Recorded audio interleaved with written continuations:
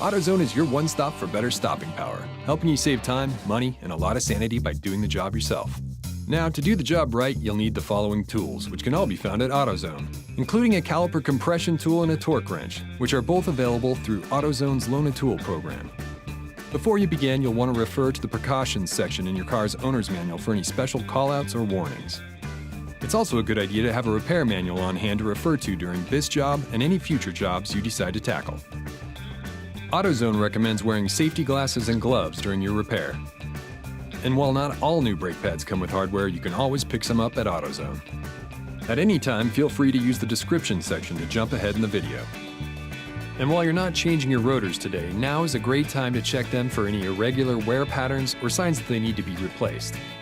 Before you install the new, you have to take off the old.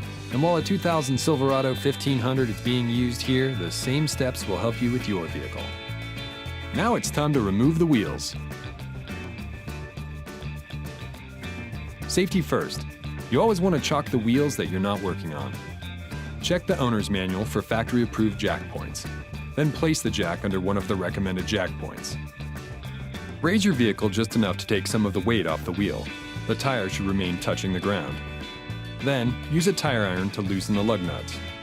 You can use the tire iron that came with your car, or you can grab a Duralast tire iron from AutoZone as shown here.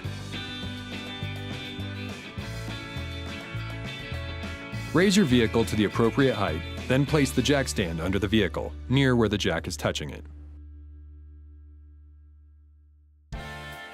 Once you have the jack stand in the appropriate place, slowly lower the jack until the vehicle is resting securely on the jack stand. Now, completely remove the lug nuts and take off the wheel.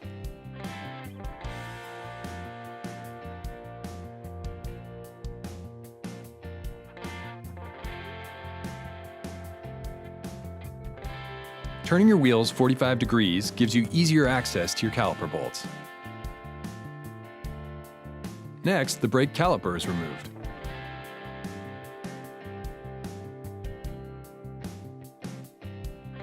Before the caliper can be removed, the caliper piston might need to be pushed back to clear the rotor, and a flathead screwdriver or an angled pry bar tool is all you need.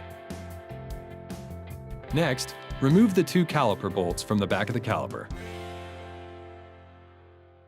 Most calipers last over 200,000 miles, but signs of brake fluid leaking, heavy rust, or piston binding could mean it's time to replace them. It's a good idea to inspect for signs of a problem during every brake job.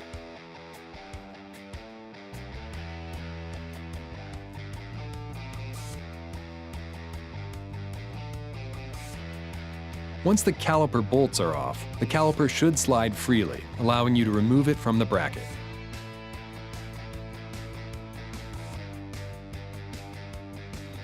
It's a good idea to hang the caliper out of the way with a hanger or bungee cord to keep the brake line safe and free from any stress or tension.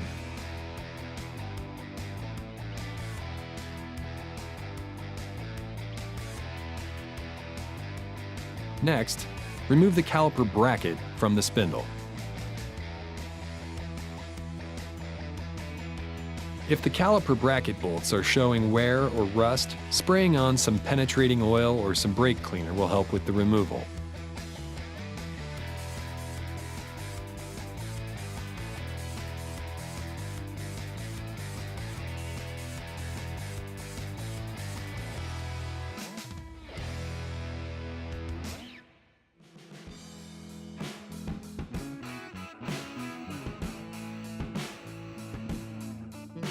And now's a good time to compress the caliper piston. On this particular vehicle, you'll notice the caliper has two pistons that need to be compressed. And a Caliper Compression tool is going to make life easier, and you can borrow one from AutoZone, saving you from buying one or asking the neighbor for theirs.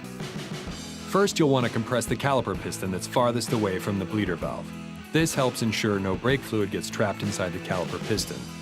You want to keep the bleeder valve facing up to prevent air from getting in. Then, use your 10mm socket wrench to open the bleeder valve. This is what allows the brake fluid to come out. You'll want to use a brake bleeder kit or a drain pan to catch the brake fluid. Use the Caliper Compression tool to compress the piston until it stops, and then wait until all of the air bubbles have come out. Now, tighten the bleeder valve. and then you can compress the other piston.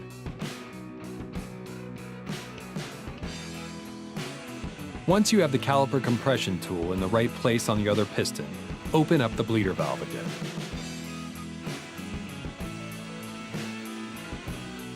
Now compress the second piston until it stops. Once all of the air bubbles are out of the line, be sure to tighten the bleeder valve before moving on to the next step.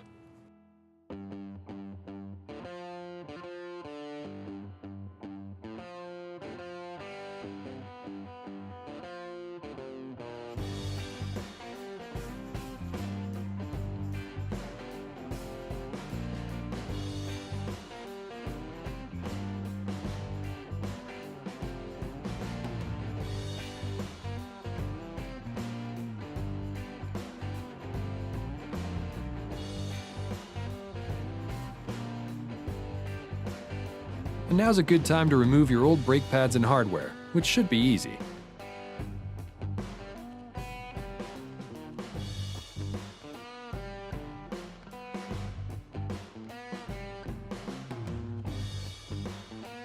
Once you're done, take a good look at your rotor.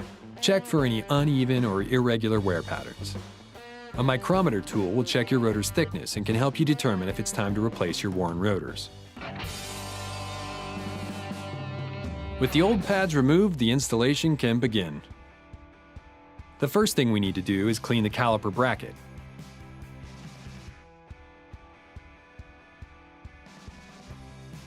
Use a wire brush to clean away any dirt or debris from the caliper bracket before installing new hardware and brake pads. Now, install the new brake pad hardware.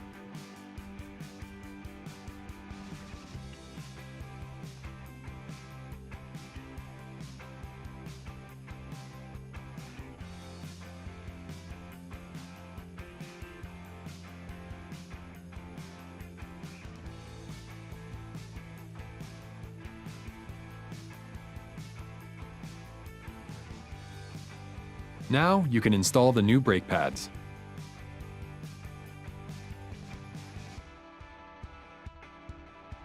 Now you'll want to apply brake caliper grease to your brake pads where the pads fit into the hardware, but also make sure not to get any grease on the side of the pad that contacts the rotor.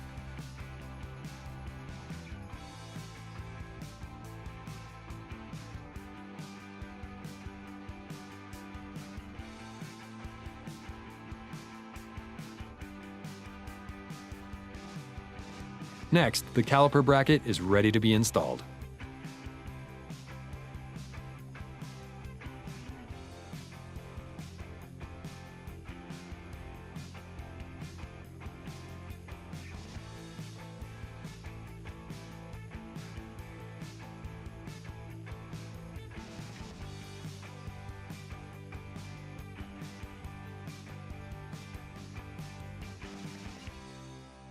Be sure to tighten the caliper bracket bolts to the recommended torque specifications.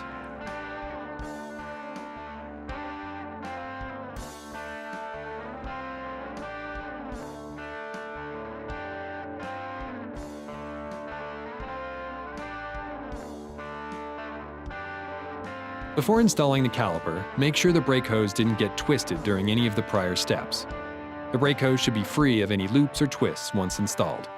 A twisted brake hose can obstruct the hydraulic fluid from applying pressure to the caliper. Before you reattach the caliper, it's a good idea to apply some brake caliper grease to the places that contact the back of the brake pads.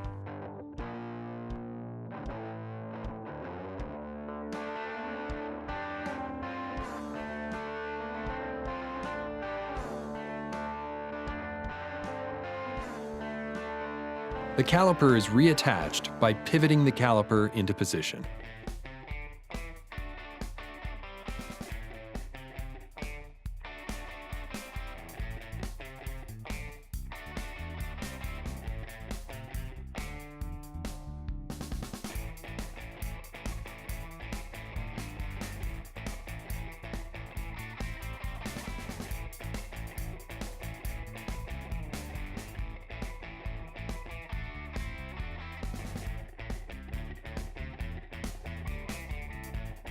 Now you can tighten the caliper bolts to the right specifications, which can be found in the repair manual.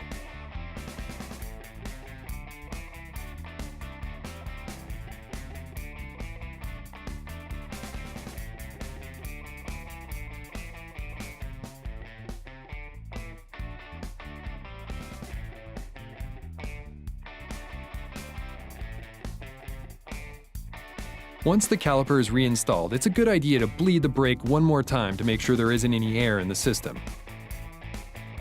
Then, tighten the bleeder valve with your 10mm socket wrench. Finally, it's time to throw the wheel back on. Be sure to straighten the wheel back out first.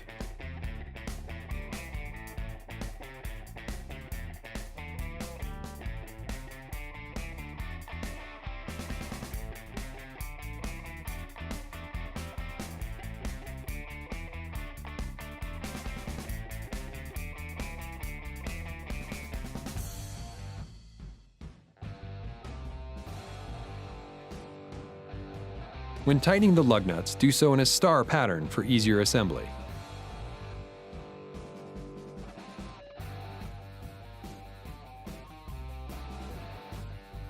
Now you can jack your vehicle back up enough to remove the jack stand.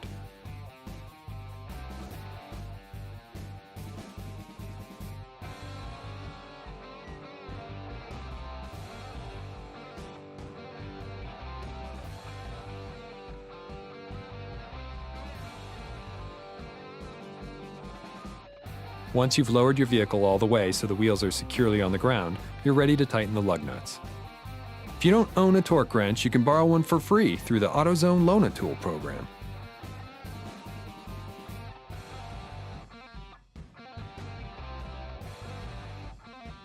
With the wheel back on, now you can follow the same steps on the other side of the vehicle. Now it's time to prime it, pop it, and pour it in. To prime your brakes, step on the brake pedal several times. This helps extend the pistons closer to the pads, seating the brakes, shims, and rotor. Then pop the hood. You can check the fluid levels and pour in brake fluid if it needs it. And remember, it's a good idea to follow the 30-30-30 rule to brake in your new brakes. And be sure to check out our other DIY videos on our official AutoZone channel. Thanks for watching. Get in the zone, AutoZone.